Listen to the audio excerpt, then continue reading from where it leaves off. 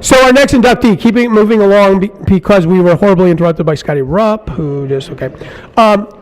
Dr. Edward O'Brien, all right? So Dr. O'Brien and I belong to the same country club. I'm sure he's a better golfer than I am because everybody's a better golfer than I am. But when I was starting to look at the biographies of everybody to prepare for my introductory remarks, I'm going to tell you something. I'm skipping over anything that has to do with hockey that doesn't have to do with hockey. So everybody's, all the inductees, their biographies are in here. I encourage you to read them if you haven't.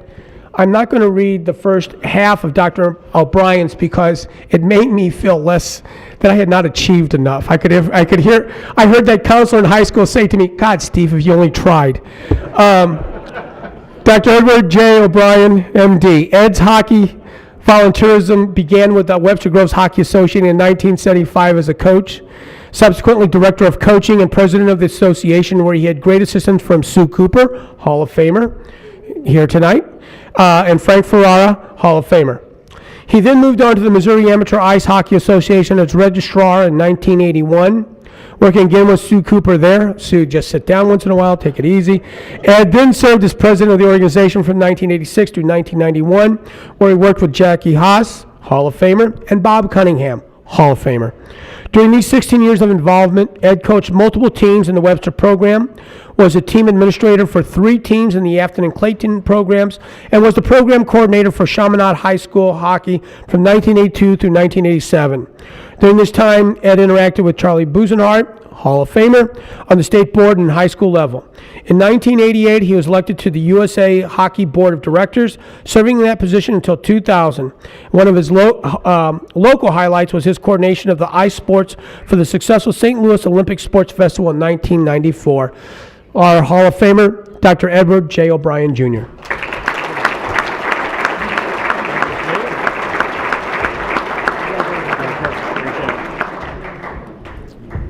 Thank you very much, Steve. I appreciate that. It's when you sit next to the MC and tell him what to say, it's great. It looks real. Half of those things are not true. No, it's not. They really are. But anyway, thanks for the introduction. I look at the other inductees at the head table, and I feel like I was definitely inducted by the old Veterans Committee. and to that end, this is true. Terry McKenna. I played hockey in St. Louis before 1967, or in 1967. So there you go. However, that was the end of my amateur hockey career as a player, and so the accomplishments of some of these other people at the head table are much greater than mine. But I do thank the committee for this honor. I can feel at least one night I'm at the same level with all these other fine candidates at the head table. So I certainly did not do well as a coach or administrator when pitted against some of these people. In particular, anyone with the last name of Jost, was a big problem for me. Whenever I coached against Afton, Chaminade, I played CBC hockey.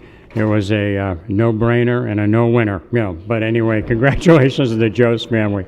And the same goes for Missouri Delta and Hazelwood East High School, and Mike Gober played for them.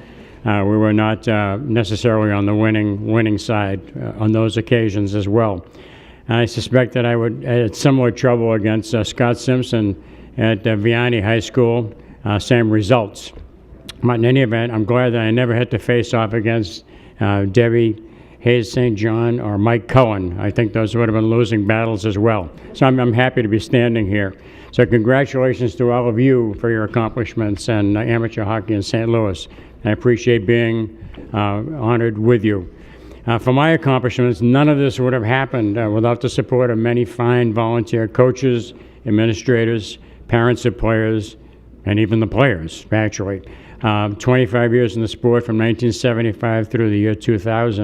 And there are several people I'd really like to recognize and thank. First, from the Webster Groves Hockey Association, Lynn Pankoff, Ralph Oakley, Dan Farrell, Frank Ferrara, Susan and Dave Cooper. Susan, you're getting a lot of publicity tonight. This is good. And David Garth. From the Brentwood ice rink, where we played a lot of our games, the late Lou Struckman. Lou Struckman was great. From the Afton Ice Hockey Association, Jim Joe Sr., Jackie Haas, Dave Shilley and Tom Barta. From Clayton Hockey and a little bit of Webster Hockey, Jake Hinderser and Rick Schooley. From the Missouri State Association, Mo Hockey, Frank Ferrara, Susan and Dave Cooper, Larry Helweg, Tim Wilkinson, and Charlie Busenhardt, who are all here tonight. If there's anybody else who's served on that board after me, thank you very much for continuing our good work. And from Chaminade High School Hockey, Tom McCoy, Harry Kern, and Fritz Clifford. And from the Referee Association, Bob Cunningham and Tim Griffin. And I'd also like to thank the association in general for allowing me to spend a lot of time working my team on the penalty kill. So thank you very much.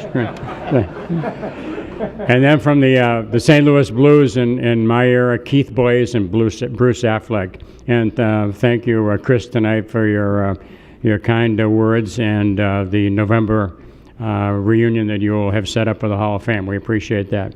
So all of these individuals are very instrumental in both my success and the continuing success of Missouri hockey at all levels. And many of these great hockey people have already been inducted into the Hall of Fame. In our day, and I'm talking about 1975 through maybe 1990, we developed programs and players to the best of our abilities as coaches and administrators and brought about the increasing skill and passion for the game. In our time, I think we brought St. Louis to another level. Maybe we scratched the glass ceiling that Steve talked about, but didn't necessarily break it. But I think that we helped us set the stage for a tremendous success of the generation that followed us, in which we see greater levels of play and competition with local teams and players on the national stage.